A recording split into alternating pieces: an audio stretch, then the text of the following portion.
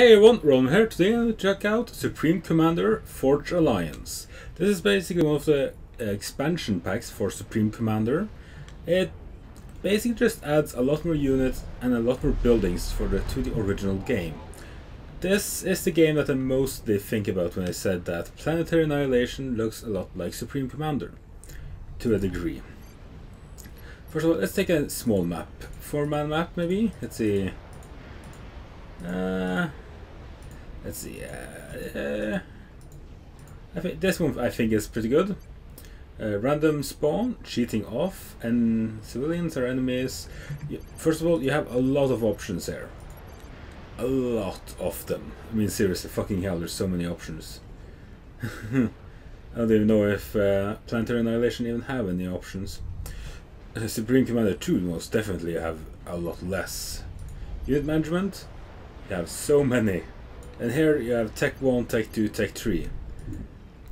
This is where I'm thinking that they took inspiration for. I'll take easy so that this will be a quick match, just so I can show you guys more. One thing that you'll also know about this expansion, it basically adds more units, which is very nice. Let's give you orange. No, wait, no, that's orange.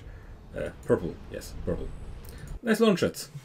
This game is actually a few years old now, but I love it. Boom, there we go. Let's quickly just build a mass extractor. As you can see, this game looks a lot.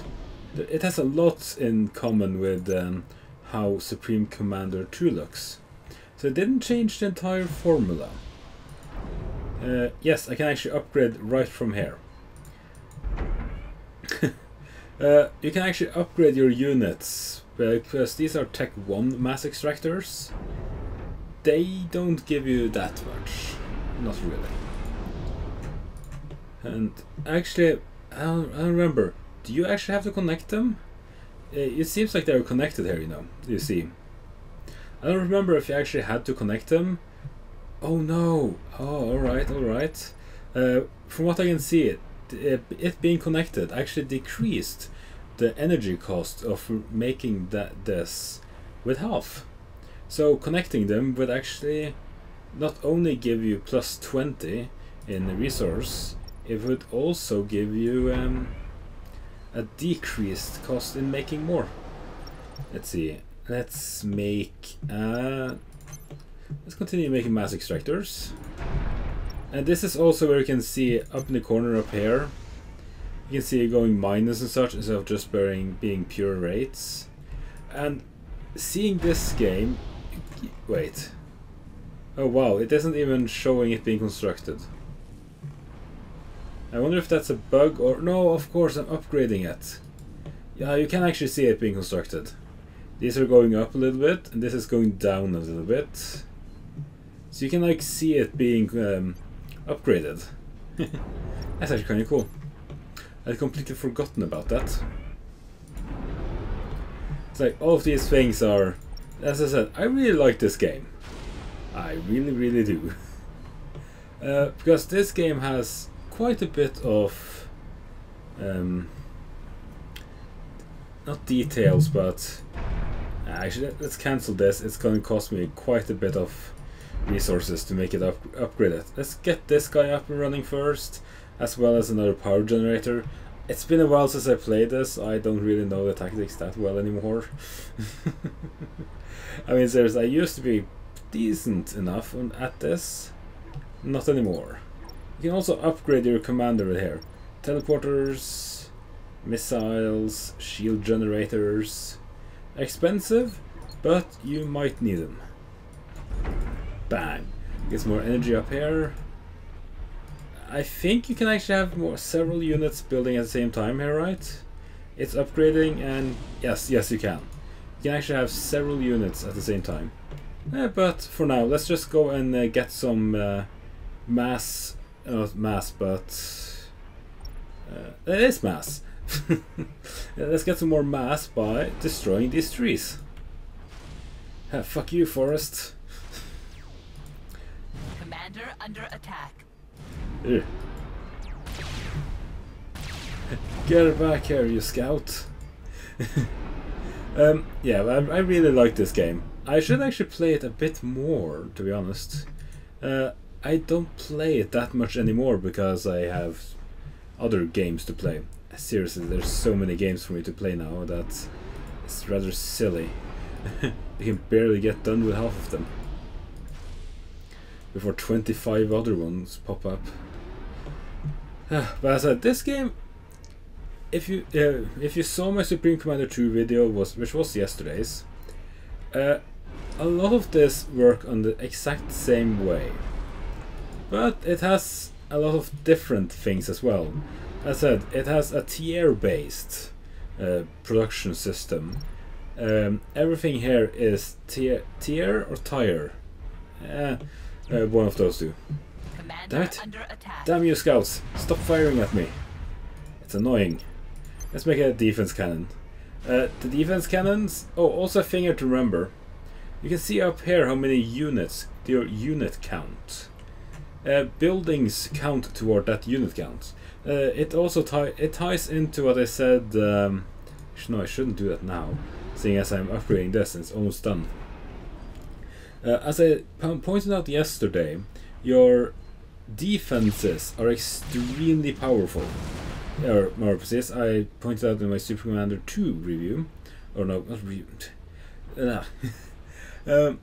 Your defenses are extremely powerful, meaning that yeah, if this is basically a way of balancing it. You can't go extreme in both of them, you could say. You have to go kind of one or the other a little bit. You can still have units and such, but you can't go full ham if you have like 250 a cap. I took the cap up to like an insane amount, but that's just because I want to be an weirdo. As I love this game. It's a decent amount of complicated and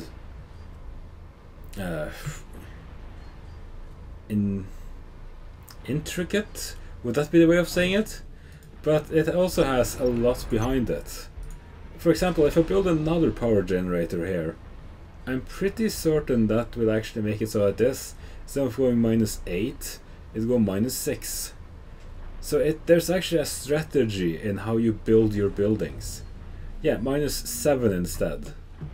It's like, yeah, if you keep that in mind, when you build your structures and such, yeah, you basically have to actually think about where you place shit. Because placing it like this is like, yeah, now that will drain less power. Instead of just being +20, it's basically +21 instead, because it gives you a little bit more power. This one, for example, when this guy is draining power to build stuff, it's now draining less. It's draining less because, again, there's a power generator here. Let's try this again. Let's build another power generator here. And it's like, yeah, I really like this game. And for it being at least a few years old, actually I think it is actually rather a few. Yeah, it went down one more. It's a little bit old now. It's not so old that it sucks. It looks pretty good, all in all. You can see its age, though. You can really see its age. Because a lot of this is actually really well detailed, but then you got a little bit of hair is very smudgy, you could say. So it's like, yeah, at the same one side the details are very nice, on the other side not the best.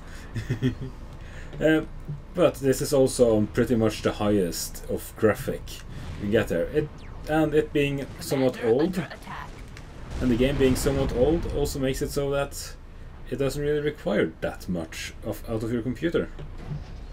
Which also makes it, that's actually a strong point of it, being a little bit older. Oh yeah, here's another thing that's kind of strange here. When placing out these small guys, you can't place them right at the exact same. It's kind of, yeah. It makes making a base rather junky. Yeah, now we got Tier 2 engineers. And Tier 2 engineers can make Tier 2 buildings. I said, these guys, you can basically use them as a wall. Again, I love that how they just crash. You can basically just use them as a wall. Instead of making the normal walls, because I think they're not exactly the same, you can make a wall that fires back. It's like, yeah, why make a wall where you can make it fucking explosives? Shield generator. The shield generators here are a lot bigger than in Supreme Commander 2, but you also got, like this, stealth field generator. Hides units and structure units operation countered by so yeah. So there's a lot of really cool buildings here. Point defense. It's like, yeah. And this working on a 3-tier building system or whatever you call it. There's a lot to build. You got 3 tiers of air structures. You got 3 tiers of land structures. And these guys can they can't even build any of these. Because they have to start with tier 1. And if you build one of these next to it, it will reduce the power cost even more than the small ones. Mass fabricators, it'll make 1 mass at the cost of 150. Not exactly cheap, you could say the very least. I said, this game, I think this game is also very good. There are a lot more to do in it later on, when you have some much cooler buildings and units and such. And actually, I think I'm going to skip ahead a little bit, so that we have a much bigger, more operational base going than we do now, which will show you a lot more of the game and how, you know, there's Titan-sized buildings and buildings and units here. It's pretty damn cool, really. Alright, now we're a little bit later on, and now I can show you some experimental. This is called the Fat Boy. This is also showing the size difference. These are all tier 1 units. Tiny. Tier 2s, a bit larger. This is a nice little tier 3. And this is the fucking experimental unit. This guy is a mobile factory. You see the entire screen just... You can just see him just... Oof. He's armed with, I think it was torpedoes, anti-ground, anti-air. This guy has everything. You can even go in the water. Yeah, experimental units in this game are fucking insane. I can show, for example, this. This is a tier 1 ship, a frigate. This is tier 2 destroyer. Basically the same ship, just different tiers. And this is the experimental unit. That's water-based. And it can hold air units. So, yeah. Or for example, the experimental cannon. So, yep, you might see that the other search will go like, yeah, that has a decent range. Also, look at this. I think this is actually a rather cool map display. But yeah, you might think like, oh yeah, that's pretty decent range. Nope, that yellow part there is the range where it can't shoot. Just as you can see this one, go up here, and that line is where you can't shoot. You guys just run in there. I want you to kill everything. It's also something called volatile. That basically means if he blows up real good. He explodes. As it has torpedoes. It's firing torpedoes at my enemies. Just like driving straight into this base. It's probably going to die, but I just wanted to show you guys some experimental units in this game. It's pretty damn loud though, because I have the volume pretty damn loud. Although you guys won't hear that part. Oof. Oh, come on. It's supposed to be volatile. Okay. Just so you know, that's how you do not play this game. You're not supposed to do it like that. You're supposed to send it in with basically more units than just one. That was basically just to show you how that guy works. And it's pretty cool. He actually has a factory built inside him, which allows him to make units while he attacks. That's basically the general of your army. Or you can have like 20 to 60 or 50 or 100 of those guys and let them. That could also work. Also, I tested out with the placing power plants next to stuff like this. As you can see here, I tried to do it halfway. Nope, that does not work. You have to have it completely inside there, like this one or this one, which both decrease the amount of power this guy consumes. Also, this guy you can just keep on building. You can tell all of your units to go and help him build it as well. So you can actually just get a rather nice speed when it comes to building this stuff. But these guys are actually pretty damn powerful as well, in their own right. He has like 1/10 of that giant one's health. And he has personal shielding. Personal shielding is a thing that I love. But yeah, one of the things I also like about this, you can actually capture enemy units, like this guy. I can capture him, and they can start building their races stuff. It does take a little bit of time, but with these guys, and the more you have, the faster it is. Also, your commander can actually be upgraded, left arm and right arm. For example, more damage or resource allocating. Make more resources or more damage. Here you can increase your commander's tier building stuff, so he can make more stuff and faster. So that actually makes it so your commander in this game matters. Your commander here will never become completely useless.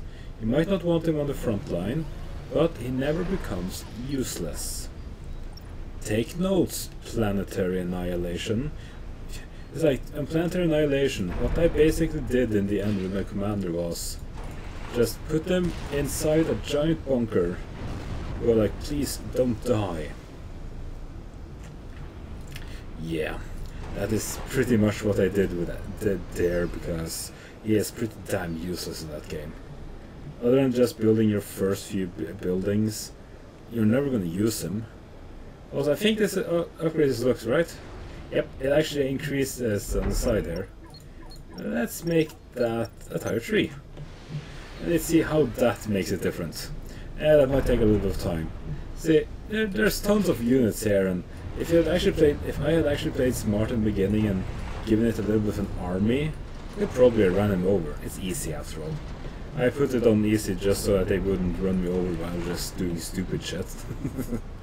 I mean, seriously, this is not how I would usually play it. Usually I would have a much, actual base, some, a couple of power generators, some mass fabricators. These make more mass out of power. If place them right next to the power plants. For example, a line that I remember me doing when I used to play it before. For example, like this. Then I did it like this. No, that wouldn't work now, would it? Also, here's a good thing. You can actually move it up like this. I don't think this would actually work too well, but oh well. Do it like this. Then more power plants on the side. This should make it so these actually take a lot less power. You can also do it like this, I do believe. Let's see. Okay, I will have to move it a little bit further up. And more power generators in the middle. This will make it so that they take as little as possible. So, it's almost done. Increase your girth. Oh no, that didn't actually change anything. Okay. Also, another thing that I've noticed down here, you will see how some of these are green, some are blue. Yes, you would guess right. That's the difference between building it on land and building it on water. Well, others like this is half green, half blue. You can build it on land and water. Not in the middle, of course, on the beaches, but you can build on both. Tactical missiles, flak, torpedoes, everything pretty self-explanatory, I would say. So there's a lot of really cool things in this game. And in reality, you should probably just try it out yourself. Because this game, I've had a lot of fun with it over time. Also, as you can see here, I think what? I don't know, what's going on here? Yeah. The commander is 6 times as effective when it comes to building stuff. Which can be a good thing and can be a bad thing. Because if you don't have too much energy production like I have, using your commander at this state to build, minus 144. Yeah. That's not gonna happen. Although we can always just more mass storage. I love this game. It is tons of fun. I used to like it a lot more. I used to play it a lot more when it was new. But it had actually been a little while since I played it, so this is actually rather fun for me, being able to go back and play a game I used to play before. Let's see. There doesn't seem to be any other tire mass storage. Too bad. It sucks though, it should be more tires of it. If there was, that could actually be in... Well, this is also volatile. I think volatile should mean that they explode when you die, but I guess not. As I said, there's not really that much to say about the game. I've just been running on fumes, to be honest. Because if you've seen my previous video on Supreme Commander 2 and Planetary Annihilation, you will know just about what this game is about. It isn't that different to them. You know, strategic missile defense, strategic missile launchers, you got artillery, you got shields, are in Supreme Commander 2, not Planetary Annihilation, you got radars, you know, those two games are very similar.